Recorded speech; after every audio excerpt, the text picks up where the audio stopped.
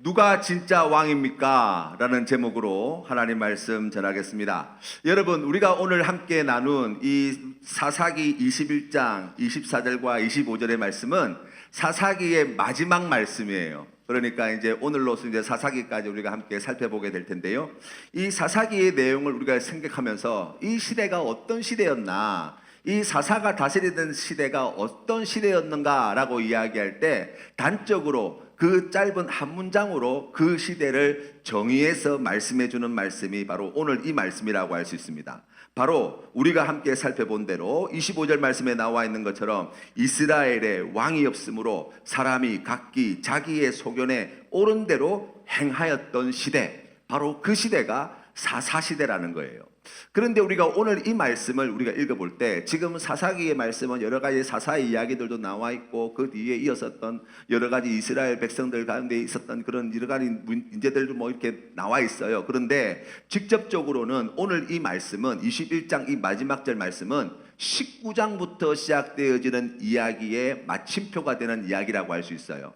그러니까 앞에 보시면 19장 1절 말씀에 성경 말씀이 이렇게 시작됩니다. 제가 읽어드리겠습니다. 이스라엘에 왕이 없을 그때에 에브라임 산지 구석에 거류하는 어떤 레위 사람이 유다 베들레헴에서 첩을 맞이하였더니 라고 시작하고 있어요. 그러니까 이스라엘에 지금 왕이 없을 그때에로 시작하는 이 19장 1절부터의 말씀이 지금 21장 24절 25절까지 와서 25절 말씀에서 그때에 이스라엘이 왕이 없으므로 라는 이야기로 마무리되고 있다는 거예요. 자, 왕이 없는 시대, 그 이스라엘에 이러한 일들이 있었습니다. 19장의 이야기, 20장의 이야기, 21장의 이야기가 나오고 왕이 없어서 각기 소견에 옳은 대로 행하다가 이렇게 되었습니다 라는 이야기라는 거예요. 조금 더 구체적으로 살펴보면 여러분 19장부터 이제 21장까지 나와 있는데 그 첫 번째 19장의 내용에 보시면 어떤 레위인이 그의 첩을 다시 되찾아오는 이야기가 기록되어 있습니다. 거기에 보시면 한 레위인이 자기 친정으로 돌아간 이 첩을 다시 데려오려고 베들레헴에 갔다가 돌아오는 길에 그 첩이 이 불량한 자들에게 끌려가 가지고 정말 말할 수 없는 고초를 겪게 되어지고 그 사건으로 인해서 죽는 사건이 일어나는 거예요. 이 사건의 내용을 여러분 잘 살펴보면 레위인이 자기의 첩을 데리고 오다가 불량배를 만나서 그런 험한 꼴을 보게 되었다라는 이야기로 끝이지 않습니다. 그 말씀의 내용을 잘 살펴보시면 이스라엘에 왕이 없어서 일어난 일로서 그 사회의 여성과 나그네와 같은 사회적인 약자가 얼마나 고통스럽게 학대당하고 멸시당하고 무시당하고 소외당했던 시대였는가를 이야기하는 거예요. 이야기를 가만히 살펴보면 이 레위인의 입장에서 봤을 때는 지금 자기랑 싸워가지고 마음이 토라져서 자기 친정집으로 돌아간 첩을 데리러 가는 거예요. 어떻게 보면 자기는 할 일을 했다고 생각할 수 있어요. 가서 장인을 만났는데 장인도 자기를 기쁘게 맞이해주고 또 이 집 떠났던 마음 상해서 집 떠났던 그 첩과 이야기가 잘 되어서 마음도 잘 뭐 이렇게 누그러뜨리고 이제 데리고 돌아가게 되었으니까 내가 지금 한 일이 참 잘한 일이다. 내가 참 잘했다. 스스로 그렇게 평가했을지도 몰라요. 그런데 여러분 그 내용을 스토리를 갖다가 19장 말씀을 여러분 가만히 살펴보시면요. 한 가지 중요한 이야기들을 읽을 수 있어요. 그게 뭐냐면 거기에 남자들은 서로 주거니 받거니 하면서 서로 배려하고 뭐 조금 더 있다 가라 그러고 막 그런 이야기가 나오는데 이 이야기에서 사실 이 레위인의 첩이 한 이야기는 기록되어 있잖아요. 지금 그 장인의 집에서 하루 이틀 3일을 지나서 4일째 5일째 머무르는 그 결정하고 선택하는 과정 가운데 남자들끼리 서로 선택하고 결정하는 이야기는 나오지만 여자들이 그러한 의사결정을 하는데 의견을 물었다거나 여자들의 의견이 반영되었다는 이야기가 나오지 않아요. 또 나중에 그 집을 나와서 그 기브아 땅에 들어가서 이제 유숙하게 되어지는 그 장면에서도 마찬가지예요. 그 예루살렘 그 도성에 들어가서 하룻밤 묵자고 했던 그 과정을 여러분 살펴봐도 그러한 것을 결정하고 의논하는데 여성의 이야기가 함께 포함되어 있지 않습니다. 뿐만 아니라 이 이야기에서 남자는 가해자예요. 이 불량배들이 그 첩을 끌고 가서 말할 수 없는 나쁜 짓을 저지르는 이야기잖아요. 여성은 피해자예요. 또 나그네의 입장에서 지금 레위인과 그 첩과 종이 이제 베냐민 사람들이 살고 있는 기브아라는 동네에 들어가게 되었는데 이스라엘의 백성이에요. 어떻게 보면 자기의 동족이라고 이야기할 수 있어요. 그런데 그 땅에 갔더니 일부러 이방인 땅에 가지 않고 자기 동족이 살고 있는 기브아 땅으로 들어간 건데, 그런데 아무도 이 나그네 된 자들을 맞이해 주지 않는 거예요. 맞이한 사람은 베냐민 사람이 아니라 그 땅에 잠시 머물기 위해서 온 웬 노인이 이 나그네 된 레위인과 첩과 종을 자기 집으로 모시고 갔다는 거예요.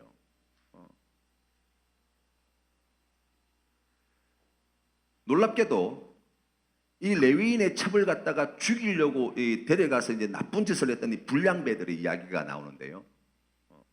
그 집주인이 그 불량배들을 부르는 호칭이 뭐라고 나와 있냐면 내 형제여라고 이야기합니다. 이 불량배가 그 집에 들어온 레위인을 갖다가 데려가서 나쁜 짓을 하겠다고 하니까 내 형제여, 그런 나쁜 짓 하지 말라는 거예요. 우리 집에 아직 결혼 안 한 처녀 딸이 있고 여기 첩이 있으니 당신들이 데려가서 마음대로 하라는 거예요. 지금 생각해보면 너무나 어처구니 없는 일들 아니에요. 그 불량배를 향해서 내 형제여라고 불렀던 이 사람들이 자기의 첩이, 자기의 손님이 불량배들에게 끌려갔는데 찾으러 나가지 않아요. 온몸이 만신창이가 되어서 겨우겨우 그 집으로 이 여인이 엉금엉금 기어서 돌아오게 되었는데 그 문 앞에 나와 기다리는 사람이 아무도 없는 거예요. 불량배를 향해서는 내 형제여라고 불렀던 이 사람들이 그 문 앞에 쓰러져 죽어가는 그 여인의 아픔을 위로하거나 공감하거나 그들과 함께 큰 슬픔을 나누며 애통해하는 모습이 나오잖아요. 빨리 일어나 가자는 거예요.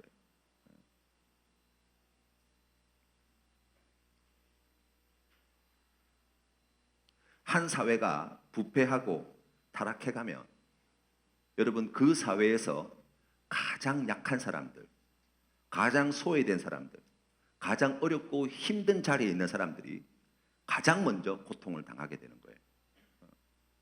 그 사회에 여러 다양한 혜택과 또 여러 가지 유익을 함께 나눌 때 대부분의 경우에 그 사회에서 가장 가난하고 소외되고 힘든 사람들이 그 혜택 순위에 있어서 제일 마지막 혜택을 받는 사람들이 되어지는 거예요.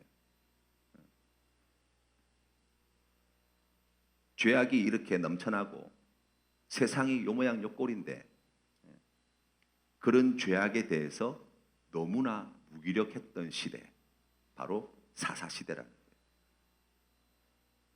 거예요. 20장 말씀해 보시면 이제 그 사건 뒤에 베냐민 지파와 이스라엘 지파 간에, 이스라엘 그 다른 지파들 간에 전쟁 장면이 나옵니다. 자기 아내가 범죄자들에게 의해서 끔찍한 죽음을 당했어요. 놀랍게도 성경 말씀해 보시면 그 아내의 시신을 토막내어서 각 지파로 다 보냈다는 거예요. 사실 잘 납득이 되지 않죠. 그런 시대였다는 거예요. 자기는 피해자고 자기는 이런 억울한 일을 겪었고 이런 죄악이 넘쳐나는 이 세상을 바라보면서 이거 바로 잡아야 되지 않겠냐는 거죠. 이스라엘 백성들이 함께 모여서 이 문제를 의논하기 시작합니다. 그런데 길게 이야기할 것도 없어요. 증거는 너무나 분명합니다. 그 베냐민 지파에 있는 그 불량배들을 율법의 말씀대로 처단하다는 거예요. 처단하자는 거. 그래서 베냐민 지파에 가서 그 사람들을 내놓으라고 요구했더니 놀랍게도 이 베냐민 지파 사람들이 그 불량배들을 안 내주겠다는 거예요. 이건 또 무슨 일인지 모르겠어요. 그것 때문에 끝내 베냐민 지파와 나머지 이스라엘 지파 간에 큰 전쟁이 벌어집니다. 그러니까 사사 시대에 여러 사사들이 있었습니다. 여러 외침을 받았습니다.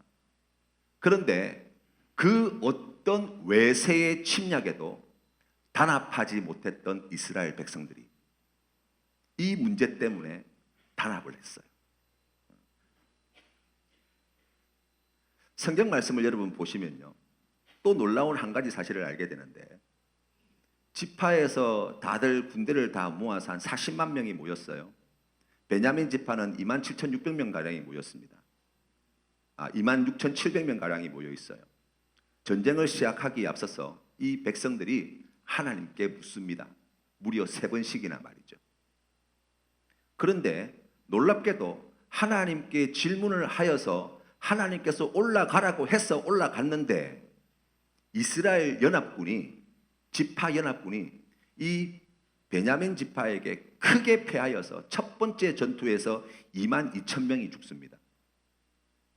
그 다음 날 다시 전열을 가다듬고 다시 하나님 앞에 나와 질문을 하여서 하나님이 올라가라고 말씀하셔서 올라가서 전쟁을 했는데 무려 18,000명이 죽어나가요. 세 번째 가서야 나아가서 싸워서 승리하게 되어지는데, 이번에는 베냐민 지파 사람들이 26,100명의 군사가 죽고 600명만 살아남게 되었다는 거예요. 이 장면을 보면서 하나님한테 질문을 해서 하나님이 올라가라고 해서 싸웠으면 이겨야 되는 거 아니에요? 말씀에 순종했다고 이야기할 수 있잖아요. 또 이스라엘 백성들, 이 지파 연합군은 40만 명이에요. 베냐민 지파는 지금 27,600명, 26,700명밖에 되지 않아요.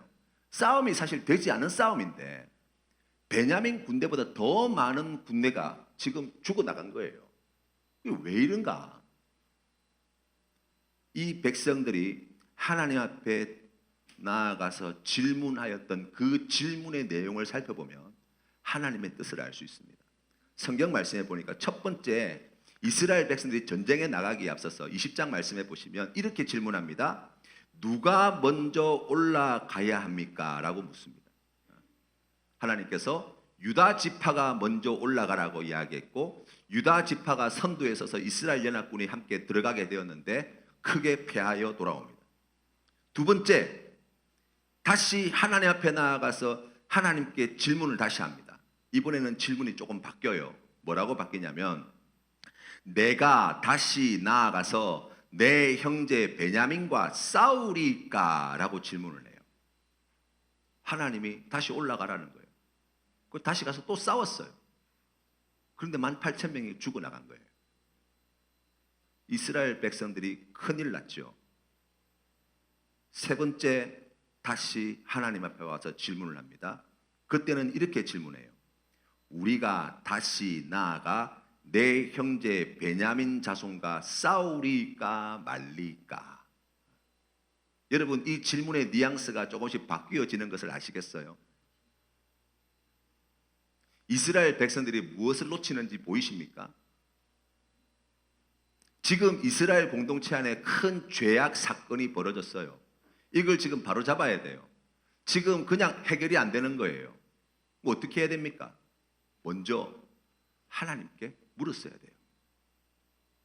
세 번째, 하나님께 드렸던 이 질문, 우리가 나아가서 내 형제 베냐민과 싸워야 합니까? 말아야 합니까? 하는 이 질문이 전쟁에 나가기 전, 그러한 결정을 하기 전 하나님께 먼저 물었어야 될 질문이죠.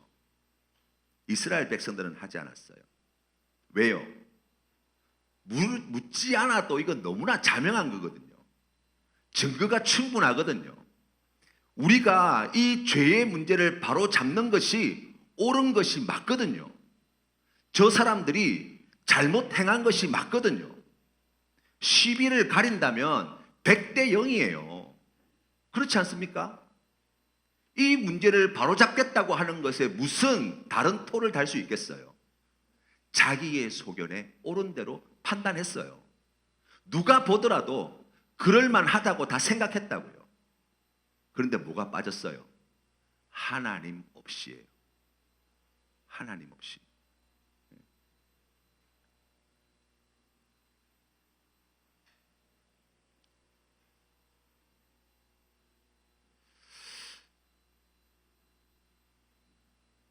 이스라엘 백성들이 하나님께 이 싸움을 해야 할지 말아야 할지, 하나님의 뜻이 어디에 있는지 묻지 않은 결과, 하나님께서 이스라엘 백성들에게 3번씩 응답해 주셨음에도 불구하고 실패할 수밖에 없었던 이유를 거기에서 찾을 수 있습니다. 하나님은 베냐민 지파를 싸워 이길 수 있는 해답을 주신 것이 아니에요.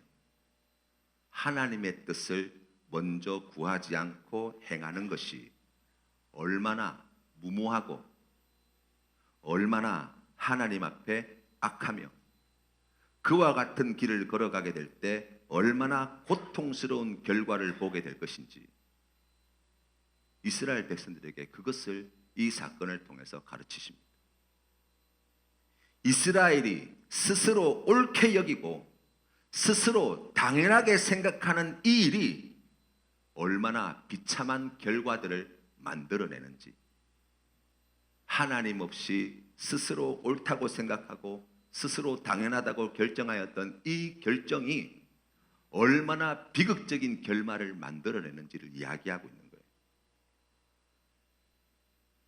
이스라엘 백성들은 베냐민 지파의 군대를 갖다가 다 물리치고 600명만 남겨놓고 다 물리치고 난 뒤에 그 분을 사귀지 않습니다. 베냐민 지파의 성읍에 쳐들어가서 그 성읍을 불사르고 그 모든 가축들을 다 죽이고 그 성에 남아있던 여인들과 아이들과 노인들을 다 도륙해버리죠. 씨를 말려버렸어요. 이스라엘 백성들은 그렇게 생각했을지 몰라요. 이 끔찍한 죄를 우리 공동체 안에서 뿌리 뽑아야 된다는 거예요. 아예 발도 붙이지 못하도록 씨도 남기지 않도록 우리가 철저히 그렇게 해야 된다는 거예요. 그런데 여러분 잘 보십시오. 폭력으로서 폭력을 제압하려고 할 때 그 결과는 모두가 다 같이 공멸하는 거예요. 공멸하는 거. 세 번째 이야기가 21장에 나와 있습니다. 이제 남은 베냐민 지파를 갖다가 어떻게 할 것이냐의 문제를 놓고 의논하기 시작해요. 장로들이 함께 모여서 이것을 어떻게 할 것인가. 지금 하나님께서 세우신 이 12지파 가운데 한 지파가 지금 멸절당하게 된 것이거든요. 600명밖에 남지 않았어요. 이 사람들한테 이제 다시 새로운 가정을 일구고 지파를 갖다가 세워나가려고 하려면 장가를 보내야 되는데, 이미 이스라엘 백성들이 처음 모였을 때 절대로 우리가 저 베냐민 사람들에게는 딸을 주지 말자고 하나님 이름으로 다 맹세를 해버렸네요. 그러니 꾀를 내지요. 우리가 맹세한 것을 어길 수 없으니 어떻게 문제를 해결해야 되냐. 그러면 우리가 전쟁할 때 함께 하지 못한 자가 누군지 찾아봐라. 길르앗 야베스 동네 사람들이 그 전쟁에 함께 참여하지 않았다는 소식을 듣고 특공대를 보내어서 그 동네 사람들을 다 죽여버립니다. 그리고 그 동네에 있는 여인들 가운데 처녀들만 400명 데리고 와서 이 베냐민 지파 사람들에게 줘버려요. 한 성읍이 완전히 다 멸절당했어요. 생각할 때 이 베냐민 지파를 다시 회복시키려면 장가를 가야 되는데, 가정을 일궈야 되는데, 자손을 낳아야 되는데 어떻게 하면 좋지? 라고 기껏 생각해낸 꾀가 그거예요. 그럼에도 불구하고 200명이 부족합니다. 이 200명의 여인을 어디서 데려올 건가? 이방인하고 결혼시킬 수는 없잖아요. 하나님 이름으로 맹세했는데 자기 지파 사람들을 갖다가 시집 보낼 수는 없잖아요. 그래서 이 사람들이 또 어떤 꾀를 깨냅니까? 실로에서 하나님을 찬양하는 축제가 있을 때 실로의 여인들이 그 축제에 참여하기 위해서 갈 때 그 길가에 있는 포도원에 장가 못 간 200명의 베냐민 사람들을 딱 숨어 있게 했다가 지나가는 여자를 아무나 그냥 업어서 데려가면 그거 그냥 결혼시켜 주는 걸로 우리가 그냥 하자. 기가 막히죠. 이게 뭡니까 이게? 얼마나 모순되냐고요. 절대로 내 딸들은 베냐민 사람들한테 시집 보내지 않겠다고 하나님의 이름으로 스스로 맹세를 하고 이 베냐민 이 악한 족속들을 갖다가 우리가 하나님의 이름으로 다 처벌해야 된다고 징계해야 된다고 그렇게 생각을 하고 실컷 그렇게 전쟁을 해놓고 그 전쟁의 결과를 수용할 수가 없는 거예요. 그래서 자기 모순에 빠져버리죠.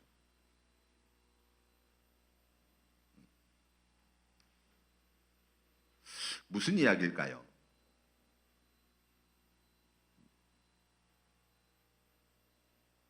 이스라엘 백성들이 어쩌다가 이렇게 된 것입니까? 그때에 이 이스라엘에 왕이 없어서 이런 끔찍한 일들이 벌어지게 되었다는 거예요.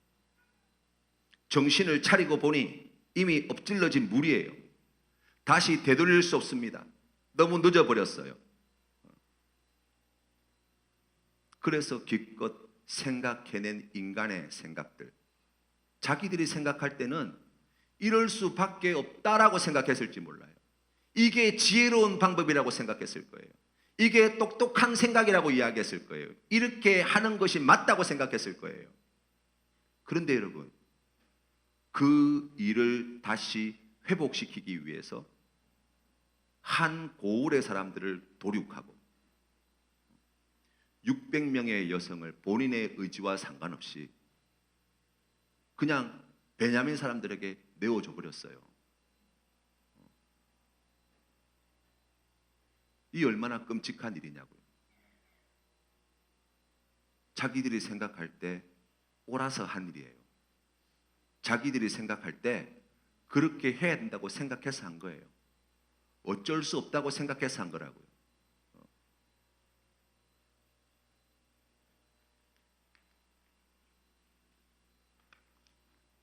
하나님 없이 옳다고 이야기하는 그 모든 것, 하나님이 없이 지혜롭게 보이는 그 모든 것, 하나님 없이 당연하게 생각되어지는 그 모든 것들이 가져오는 이 비참한 현실을 갖다가 우리가 보는 것입니다. 사사시대는 왕이 없던 시대가 아닙니다.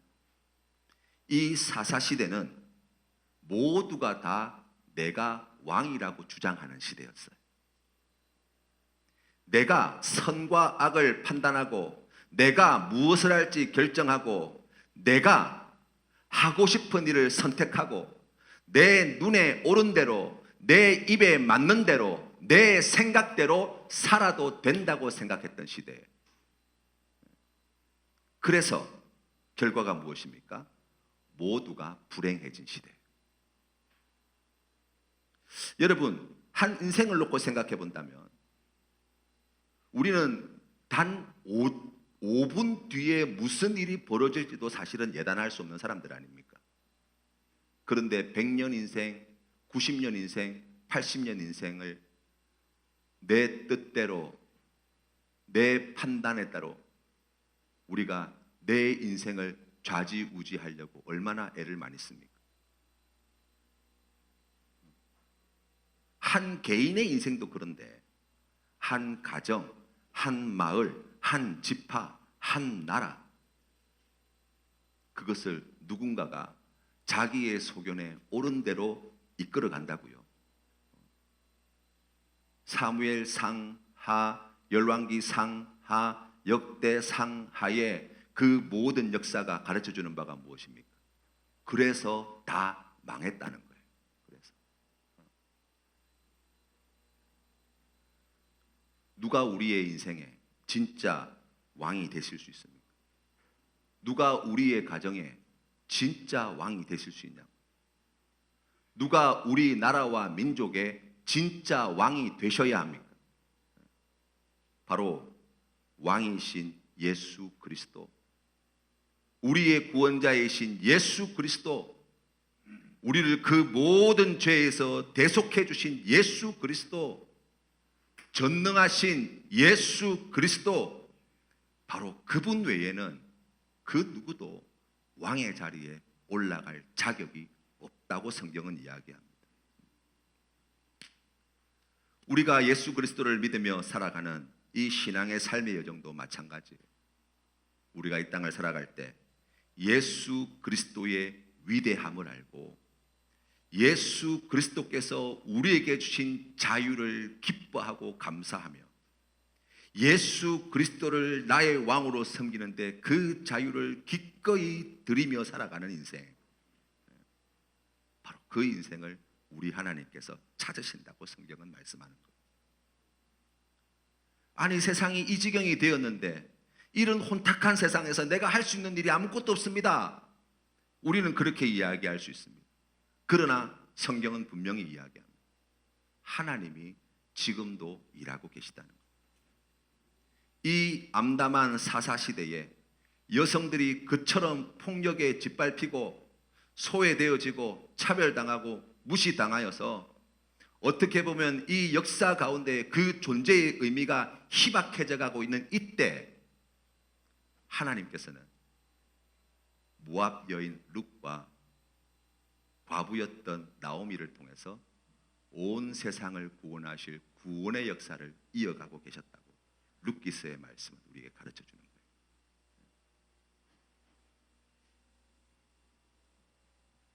내 뜻대로 안 된다고 두려워하지 않으셔도 됩니다. 내 생각대로 세상이 돌아가지 않는다고 해서 염려 안 하셔도 됩니다. 하나님이 우리와 함께 하시고 하나님이 우리를 위해서 일하고 계시기 때문에 내 생각에 옳은 것이 다가 아니에요. 내 생각에 당연한 것이 아닙니다. 내 눈에 좋은 것이 진짜 좋은 게 아니에요. 그걸 쫓아가다가 다 같이 망하는 거예요. 모두가 고통스럽고 모두가 다 힘든 시간을 보내는 거예요. 모두가 왕이 되려고 하는 그곳에 자유도 없고 평화도 없고 정의도 없고 사랑도 없고 기쁨도 없고 생명도 없고 행복도 없다고 성경은 이야기하잖아요. 오직 예수 그리스도, 바로 그분이 왕이 되시는 그곳에 우리가 그토록 바라는 그 모든 좋은 것이 있다고 성경은 약속하고 있습니다. 모두가 왕이 되려면 아무도 왕이 될 수 없어요. 그런데 예수 그리스도를 내 삶의 왕으로 모시면 하나님께서 우리를 하나님의 자녀로 불러주시는 거예요. 사랑하는 성도 여러분, 누가 진짜 여러분의 왕이십니까? 예수 그리스도가 내 삶의 참된 왕이십니다. 이 귀한 믿음의 고백으로 이 한 주간도 승리하시는 우리 모든 성도님들 다 되시기를 주님의 이름으로 축원합니다.